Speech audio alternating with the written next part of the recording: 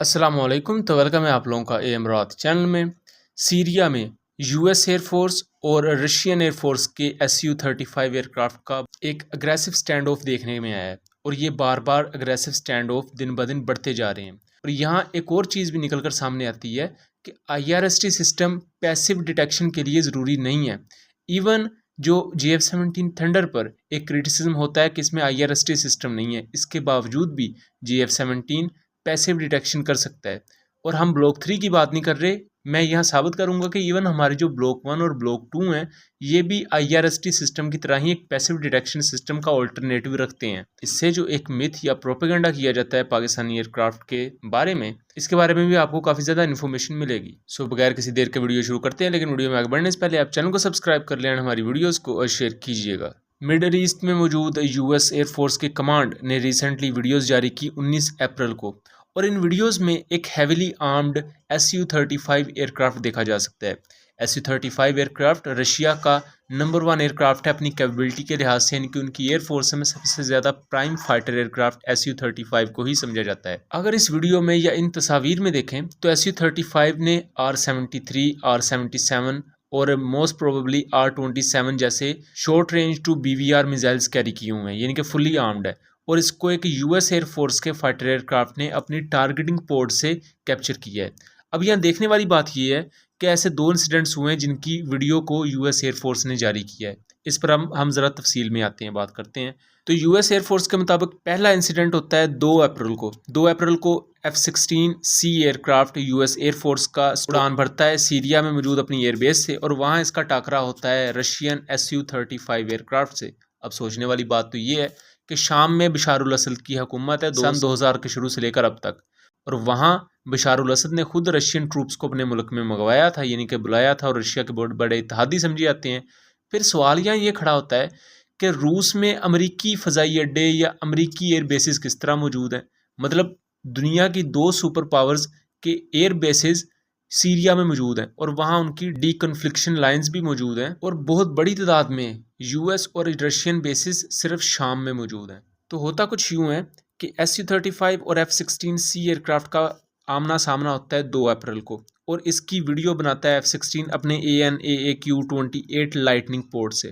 अब सोचने वाली बात यह है, या गौर करने वाली बात जो मैं बताना चाह रहा हूँ, AN/AAQ-28 लाइटनिंग पोर्ट एक टारगेटिंग पोर्ट है जो बॉम्बिंग रोल के लिए यूज़ की जाती है, यानी कि एयर टू ग्राउंड पर्पजेज़ के लिए यूज़ की जाती है।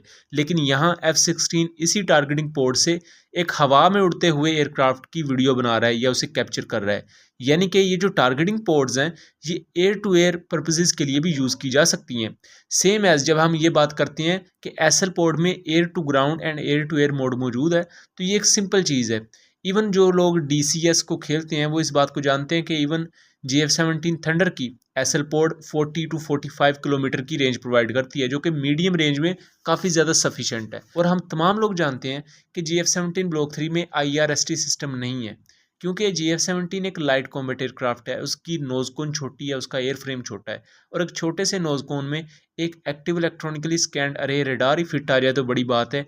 IRST फिट अगर करनी पड़ेगी तो उसके लिए हमें रडार छोटा यूज़ करना पड़ेगा, जिससे जहाज़ की कारकर्दगी काफ़ी ज़्यादा बुरी हो जाएगी। तो इसका अल्टरनेटिव ये है कि आप ऐसी टारगेटिंग पोर्ट को यूज़ कर लें जो एयर टू ग्राउंड के साथ साथ एयर टू एयर मोड भी आपको प्रोवाइड करे, जैसा कि अमेरिकन पोर्ट है AN/AQ-28 लाइटनिंग पोर्ट, और इसी की मद्दे मुकाबले या कंपेटिटर समझी जाती है एसएल पोर्ट, जो कि टारगेटिंग पोर्ट होने के साथ साथ एयर टू एयर कवरेज भी प्रोवाइड करती है। और एसएल पोर्ट को पाकिस्तान एयरफोर्स और उसके साथ साथ नाइजेरियन एयरफोर्स भी यूज़ करती है। इससे काफ़ी ज़्यादा आपको आई थिंक चीज़ क्लियर हो चुकी होगी कि पैसिव डिटेक्शन जैसे IRST सिस्टम करता है, वैसे ही हमारे JF-17 भी कर सकते हैं, और इवन F-16 भी, जिनके पास इनबिल्ट IRST सिस्टम मौजूद नहीं है। और ये जो एसएल पोर्ट है, ये ब्लॉक 3 में नहीं बल्कि JF-17 ब्लॉक 1, JF-17 ब्लॉक 2 और ब्लॉक 3 में मौजूद है। यानी कि वो जो प्रोपेगेंडा है कि पैसिव डिटेक्शन ही JF-17 कर सकता है, वो बिल्कुल ही गलत है। JF-17 भी वैसे ही पैसिव डिटेक्शन कर सकता है जैसे F-16 या F-15 करते हैं। खैर, अब हम आते हैं रशिया और यूएस के फाइटर एयरक्राफ्ट के दरमियान जो एक मुकाबला चल रहा है इस शाम के ऊपर। 2 अप्रैल को ये वाक़या होता है F-16 और SU-35 का। उसके बाद 18 अप्रैल को फिर एक SU-35 एयरक्राफ्ट का आमना सामना होता है F-15 एयरक्राफ्ट के साथ। अब SU-35 और F-15 में बहुत सी सिमिलरिटीज़ हैं। F-15 और SU-35 दोनों हैवी वेट एयरक्राफ्ट हैं, दोनों ट्विन इंजन एयरक्राफ्ट हैं और एक दूसरे से कम्पीट करते हैं। और मज़े की बात है कि रूस ने अपने SU-35 को अमेरिकन F-15 का मुकाबला करने के लिए ही डिज़ाइन किया था। बाद में इसे मज़ीद अपग्रेड किया और कई मामलात में इस वक्त SU-35 पुराने F-15 की निस्बत ज़्यादा बेहतर स्टैंड करता है। अब 18 अप्रैल को जो वाक़या हुआ उसके बारे में अमेरिकन सीनियर जनरल एरिक कुरीला ने यह बताया कि 20,000 फीट करीब आ जाता है रूस का SU-35 एयरक्राफ्ट हमारे F-15 के, यानी कि अमेरिका के F-15 के, और बहुत अनप्रोफेशनल मनूवर्स करता है। मतलब कि हमारे F-15 को डराने की कोशिश करता है। अब वो बार बार लफ्ज़ यूज़ करते हैं US जनरल के ये अनप्रोफेशनलिज्म है, और उसके अलावा ये अनप्रोफेशनल मनूवर करके बहुत सी ट्रीटीज़ को वॉयलेट किया जा रहा है रूस के थ्रू।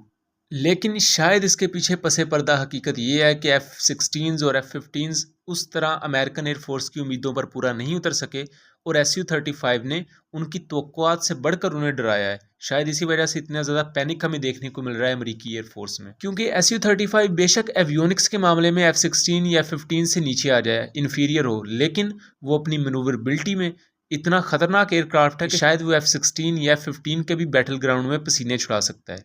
इससे पहले पिछले माह मार्च में एक SU-27 एयरक्राफ्ट जो कि ब्लैक सी के ऊपर महवे प्रवास था, उसने एक अमेरिकी MQ-9 UCAV को हिट कर दिया था और American MQ-9 predator drone crash कर गया था। और ये काफ़ी बड़ा इंसिडेंट था, पूरे सोशल मीडिया पर और इंटरनेशनल मीडिया ने इसे काफ़ी ज़्यादा कवरेज दी थी। यहाँ अमेरिकन जनरल एक और दावा करते हैं। सबसे पहले आपको यहाँ के मैप को समझना होगा। तो जो सीरिया का वेस्टर्न साइड है इजराइल के साथ जो लगती है, वहाँ ज़्यादातर जो एयर बेसिस है वो रशिया के अंडर है और यही सीरियन गवर्नमेंट का ज़्यादा होल्ड है। जबकि शाम के शुमाली एरिया और ईस्टर्न एरियाज़ जो हैं, यहाँ मुख्तलिफ प्रोक्सीज ज़्यादा ताकतवर हैं, कुर्द फोर्सेज हैं, ISIL है।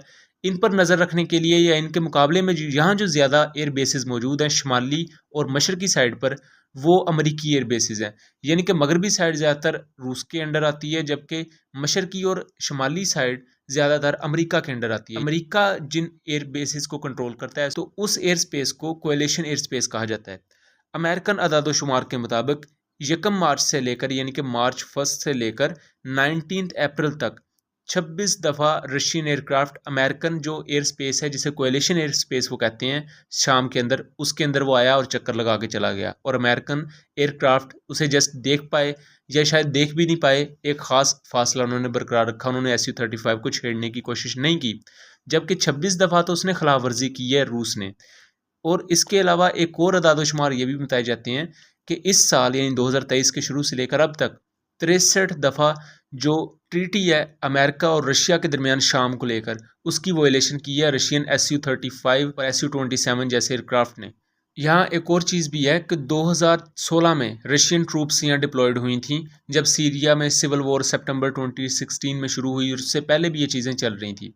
2010 में यहाँ US ट्रूप्स भी मौजूद थी, क्योंकि यहाँ दाइश और कुर्द तंजीमें और इस तरह के बहुत सी प्रोक्सीज़ हैं। कई ऐसी प्रोक्सीज़ या तंजीमें मौजूद हैं जो इतने छोटे पैमाने पर हैं कि उनके एरियाज़ ऑफ एक्शन मुख्तलिफ कस्बों में हैं। मतलब वो बहुत बड़े प्रोविंस या बहुत बड़े पैमाने पर नहीं है। यानी कि अगर दाइश है तो दाइश के अंदर भी बहुत सी छोटी छोटी तंजीमें इन इलाकों पर मौजूद हैं और अपना असर और रसूख रखती हैं। बहरहाल 100 बातों की एक बात, इस वीडियो में 3-4 बेसिक चीज़ें थी। सबसे पहले तो एक मिथ या प्रोपेगेंडा पाकिस्तानी GF-17 के हवाले से कि इसमें IRST सिस्टम या इसमें पैसिव डिटेक्शन सिस्टम नहीं है। सो वो मैंने आपको बताया कि हमारे इवन ब्लॉक 1 और ब्लॉक 2 भी ये सलाहियत रखते हैं और ये चीज़ बड़े अच्छे से हमारे दुश्मन मुल्क भी जानते हैं। लेकिन ज़ाहिर बात है वो कभी भी अपने नीचे मौजूद आवाम को नहीं बताएंगे, यही प्रोपेगेंडा करेंगे कि ये तो इतनी कोई ख़ास चीज़ नहीं है और ये बिल्कुल ऐसे नहीं कर सकता। हाँ, GF-17 एक लाइट वेट एयरक्राफ्ट है, उसकी अपनी लिमिटेशंस या उसकी अपनी कमज़ोरियाँ हैं, और अच्छी एयरफोर्स की निशानी ये होती है कि वो अपनी कमज़ोरियों को किस तरह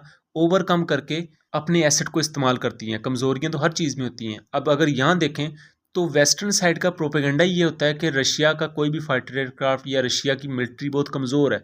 लेकिन जो अब सीरिया में हुआ है अप्रैल के महीने में, उसने पूरी के पूरे वर्ल्ड को चौंका देने वाला मंजर दिया है, जहाँ रशियन एयरक्राफ्ट ने अमेरिकन एयरक्राफ्ट की बोलती बंद की है। अब हम सब जानते हैं कि F-15 और F-16 बैटल टेस्टेड एयरक्राफ्ट हैं और इनकी कारकर्दगी पर सवाल नहीं उठाया जा सकता। लेकिन उसके बावजूद SU-35 ने जिस तरह की कारकर्दगी का मुजाहरा किया है वहाँ, ये वाकई काफ़ी ज़्यादा शॉकिंग भी है और शॉकिंग के साथ साथ सरप्राइजिंग भी है। और बहुत बड़ी ख़तरे की घंटी है अमेरिकन एयरफोर्स के लिए। तो आपका इसके बारे में क्या ख्याल है? अपनी आरा से ज़रूर आगाह कीजिएगा। मिलेंगे अगली वीडियो में, तब तक के लिए अल्लाह हाफिज़।